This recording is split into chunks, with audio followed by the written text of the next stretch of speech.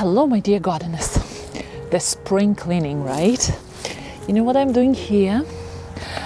I did something different this year. My Lady of Shalott, I gave her a tighter haircut. I trimmed her a little bit tighter this year. And I'm expecting, because I gave her kind of shorter trim this spring, the flowers would be bigger and not as numerous. Let's see how that will go. But Lady of Shalott is responding very well. All the roses are starting to leaf out.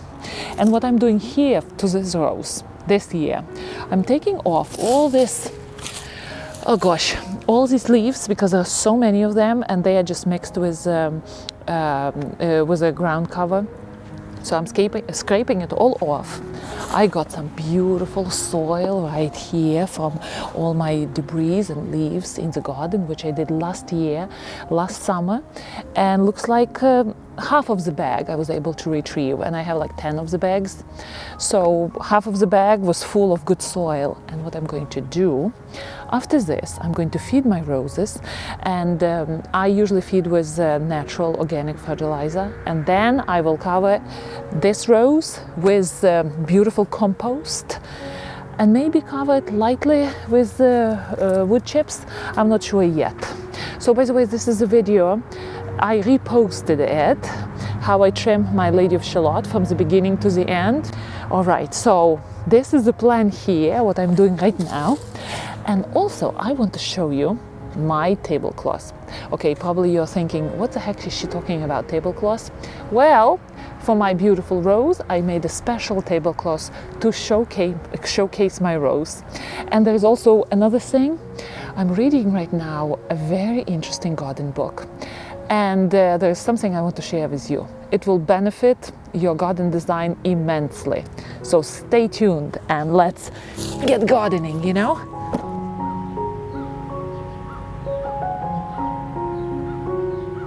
Right, this is done.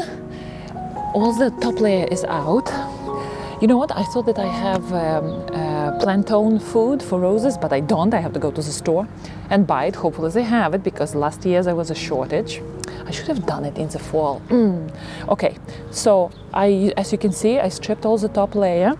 Now I'm going to put this beautiful soil around. But first I want to spread the food first for my rose, because this is the time rose is starting to grow. Rose needs all the food it can get, and natural fertilizer usually takes several weeks, 2 weeks, for it to be available for the rose. So this is perfect timing. Off I go to the store. All right, I bought it. This is organic from a Espoma company. Rose tone, and you can go for, there are different companies on the market. For me, as long as it is organic, I'm good to go.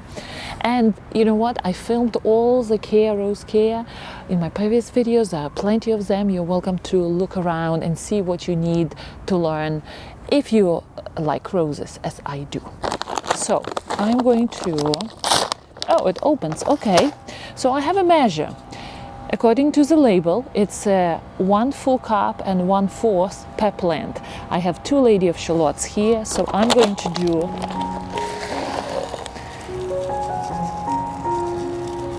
okay.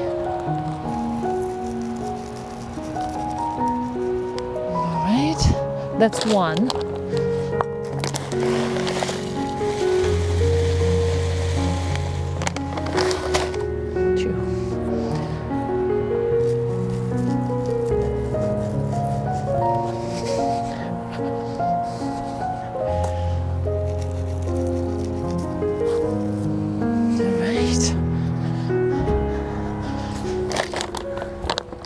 And I bought 2 bags. I think it would be enough for all of my roses. Although my collection of roses is growing, I think 2 bags will be enough. Now what I'm going to do, I have this beautiful compost, and I am going to spread it around. All right.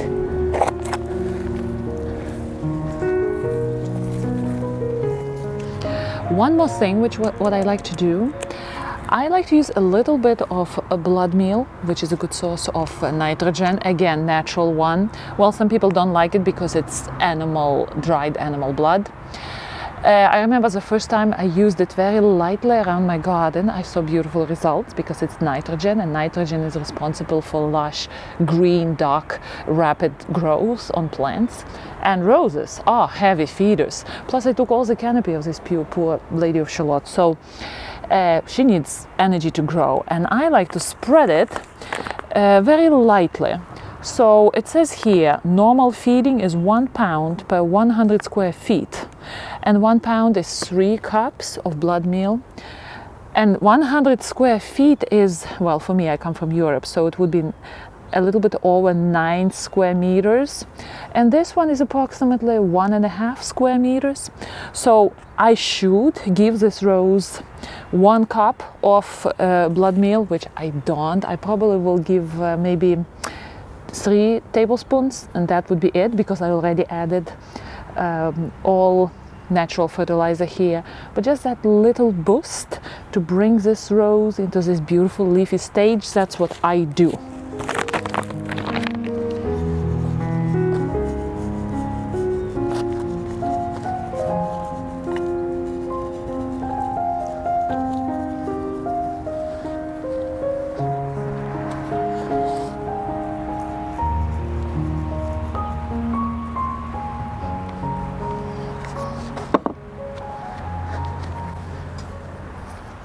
And the last thing is good, thorough watering.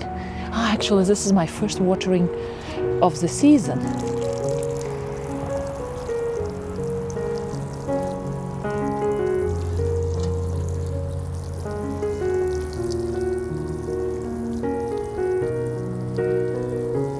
Doesn't it feel good to be outside? Oh, great.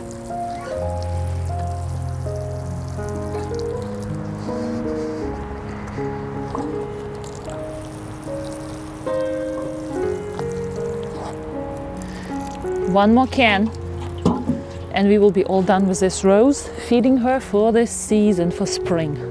And now is the time to show you my tablecloth. Ta-da-da! Let's see how this goes.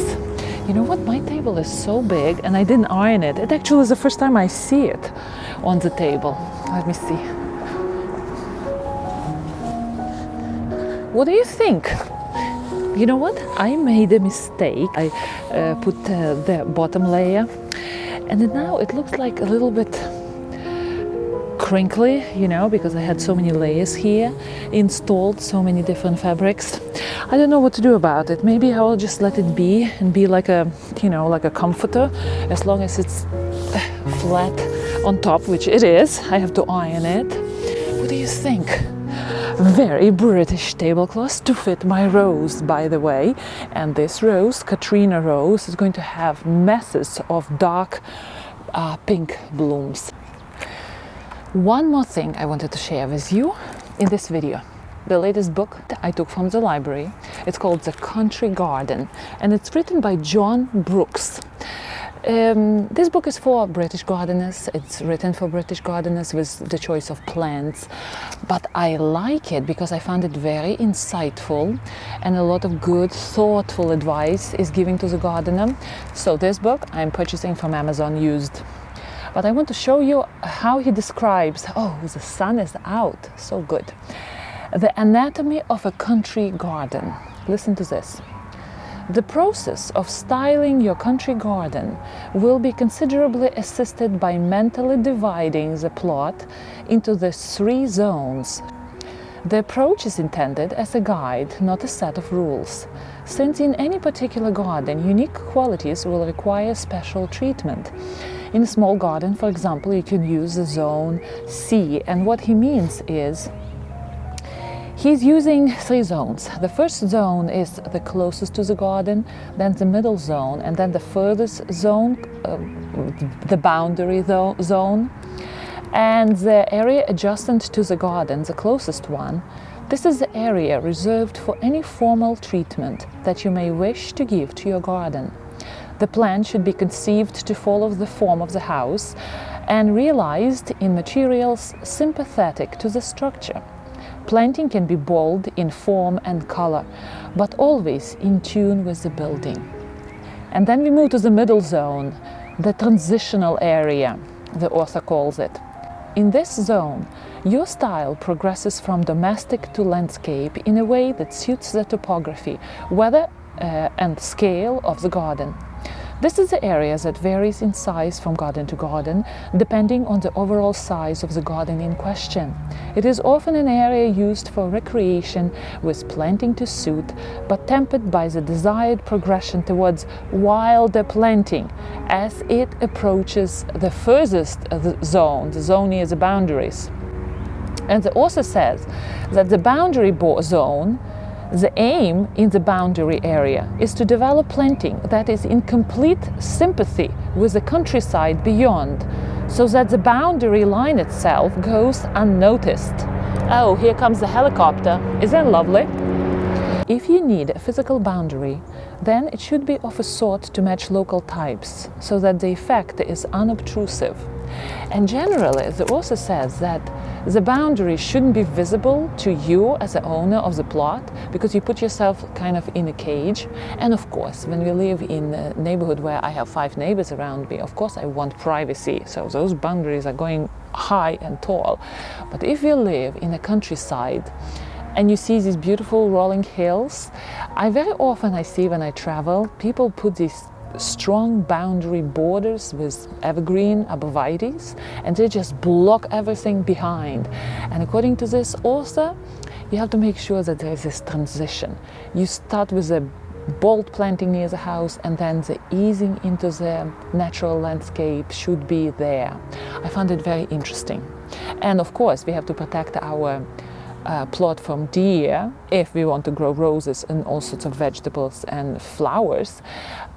If I would have something like that, a big plot, I would put the fence, deer fence, 8 feet, and then I will mask it with natural planting for me not to see it from my house, and to feel as if the wilderness begins right in front of my deer fence. So this book I recommend, highly insightful, a lot of good ideas in this book. So I'm going to buy it right now. John Brooks, The Country Garden. All right, my dear gardeners, I will see you in our next video. Enjoy these beautiful days of sun and spring.